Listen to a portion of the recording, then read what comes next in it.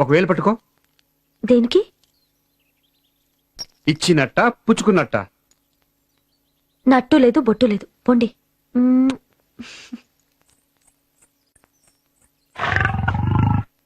రాక్షసి, అసాధ్యకి. ఇంతలోనే దేవత కాస్త రాక్షసైపోయిందా? శోభన పెళ్లి కొడక. ప్రేమించు రోజుల్లో ప్యూరు గోల్డేనమ్మ శ్రీ సూర్యనారాయణ. పెళ్ళైన మర్నాడు రోల్డ్ గోల్డ్ అయిపాయే శ్రీ సూర్యనారాయణ. దెప్పనక్కర్లేదు స్వామి, నేను అప్పుడు ఇప్పుడు ఎప్పుడు ఒకటే మాట. మా రాధమ్మ బంగారమ్మ, నిత్య బంగారమ్మ.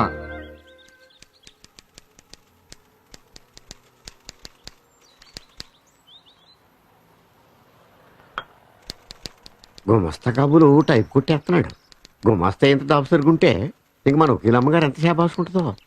ఖర్చు అవుద్ది మరి. అయితే నువ్వు పని చూడు ముందు. ఓర్ రావా. గుమస్తా గారు గుడ్ మార్నింగ్ అండి. అమ్మగారు ఉన్నారండి? అమ్మగారు మీరెవరు? నా పేరు అట్టగాడు ధర్మారావు అండి. గిట్టిన వాళ్ళందరూ అధర్మారావుని ఎక్కిరిస్తుంటారండి, కానీ నేను ఎప్పుడు ధర్మంతో పోటాడతానండి. అమ్మగారు ఉన్నారండి? కూకోండి కూకోండి కూకోండి. ఈ పేరు పైకోర్టు పాపారావు అండి. ఏ కోర్టులో ఏం జరిగినా పైకోర్టుకి వెళ్ళిపోతారండి. కోర్టు వాద్యాల కోసం 25 ఎకరాల మాగాని 2 మేళ్ళలో తెగనం వేశారండి. అయినా అమ్మగారు ఉన్నారండి? ఏంట్రాడు అమ్మగారు అమ్మగారు అంటున్నాడు అనుకుంటారా? ఆయన అమ్మగారిది మా ఊరేనండి. ఆ తండ్రి గారు జడ్జి జగన్నాథ్ గారు కూడా మాకు బాగా తెలుసండి. ఆ రోజుల్లో ఆయన వకీలుగా పనిచేసే రోజుల్లో ఆయన దగ్గరికి 2 మర్డర్ కేసులు తీసుకెళ్లానండి. ఆయన అచ్చగాని చెప్పేసి కొట్టారండి. సీర్నౌకులి ఆయన ముక్కుసుడి మనిషి కదండి. ఆ చెప్పులు పూల్లో పెట్టి ఆయన కాళ్ళ దగ్గర పెట్టారండి. అప్పటి నుంచి మనం అంటే ఆయన గొప్పదండి, సాఫ్ట్ అన్నలాగా. అమ్మగారు ఉన్నారండి? కేసు ఏంటో నాకు చెప్పు, అమ్మగారు చెప్తాను. మీకు చెప్పకుండానా? పోదారి తర్వాత దేవుడు. ఇదిగోనండి ఈ ఎండిపోయిన కంద పిల్లక ఎలకలాగా ఉంది కానీ ఏనుగంత కేసు. ఈ సేలో ఈ కంద నాటారండి. అది తీగపాకి పక్కోరు సేలో దుంప దిగిందండి. ఆరిక తెలవక ఆ కంద సగం తరిగి ఆ దుంప కోసుకు తినేశారండి. 6 సేలో దుంప 6 కోసుకుంటే తప్పేంటి? సీనారుదేనండి, కానీ నాటింది మన సేలో కదా. అయినా దుంప 6 సేలో కాసింది కదా. 6 సేలో కాసింది కానీ మన సేలో పిల్లక కదా అండి. అందువల్ల వీరికి తిక్కరేగి చోరీ అన్నారండి. ఆరు పోరా అన్నారండి. మాట పెరిగి చెయ్యి తగిలి చాకుబాకు ఎగిరి ఆరికి చెయ్యి తెగిందండి. వీరి మీద కేసు ఎట్టారండి. వీరి కర్ర ఇసిరారండి, ఆరికి కాలు ఇరిగిందండి. ఇంకా కేసులు వాద్యాలు వాయిదాలు.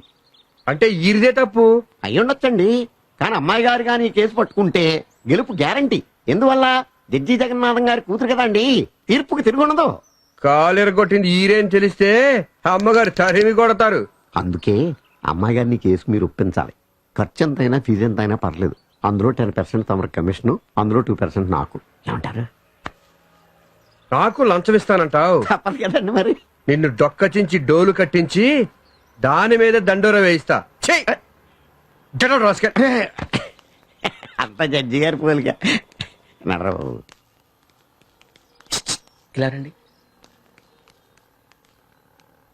నేను గుమస్తాని, ఆయన పీపీ పబ్లిక్ ప్రాసిక్యూటర్. డైరెక్ట్ గా ఆయనకి లంచం ఇస్తారా?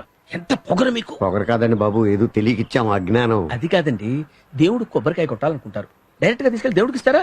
పూజారికి ఇస్తారు, కొట్టేసి దేవుడికి ఇస్తాడు. దీంట్లో తేడా ఉంది, దేవుడికే కదా ఇచ్చేది. అది కాదయ్యా, పూజారికి ఇస్తే అది నైవేద్యం లీగల్, దేవుడికి ఇస్తే అది లంచం ఇల్లీగల్. ఇంతకే తమరెవరు స్వామి? నువ్వు కూర్చో. చెప్పాను కదయ్యా గుమస్తానని. అయ్యగారి విషయాలు, అమ్మగారి విషయాలు, హైదరాబాద్ లో ఉన్న జడ్జి గారి విషయాలు, అన్ని విషయాలు నేనే చూసుకుంటాను. అన్ని విషయాలు నాతోనే డీల్ చేయాలి. I'm all in all. మరి ఆ సంగతి చెప్పరా? నా దగ్గర 100 కేసే కదా, 100 కేసులు.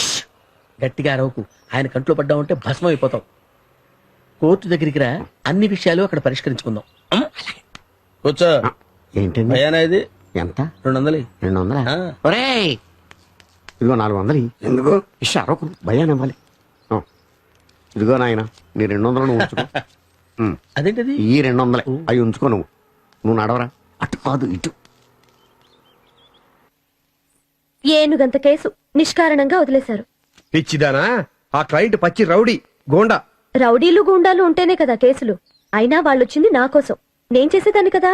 నువ్వు ఎలా చేస్తావు? ఏ నువ్వు లాయరువి కాదు కదా, ఏ లా పరీక్ష రాయలేదు కదా, ఏ ఫీజు కట్టలేదు కదా. భలేవాడివే స్వామి, ఫీజు కట్టడానికే కదా వెళుతున్నది.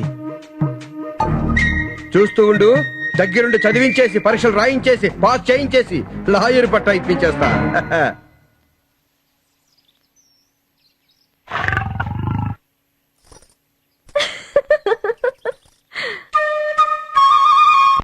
రెస్ జుడికా ప్రో వెరిటేట్ ఎక్సిపిట్యూర్ అనగా a judicial decision must be accepted as correct ఎక్స్ క్యాపిటో రెస్ జుడికటా one suit and one decision is enough for any single dispute.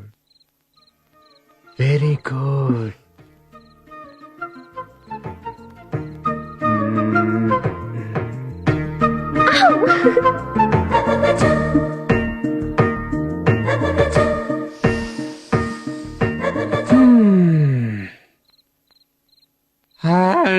దుష్ప్రేరణ ఫలితంగా ఆ అపరాధం చేయబడినచో అట్టి దుష్ప్రేరణను బట్టి శిక్షించుటకు అభివక్త నిబంధన ఏది?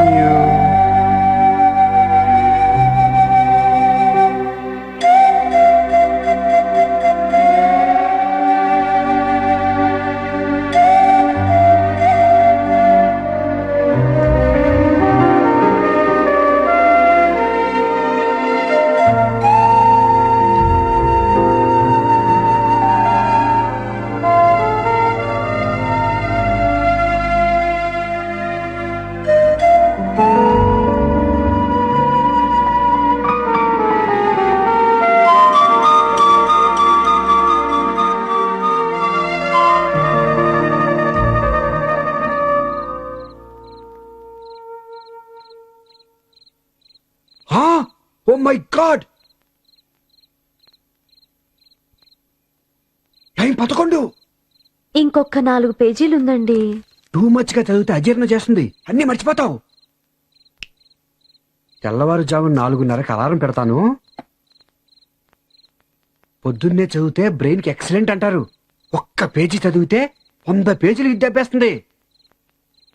చదువు చాలించి పంచి కళ్యాణి.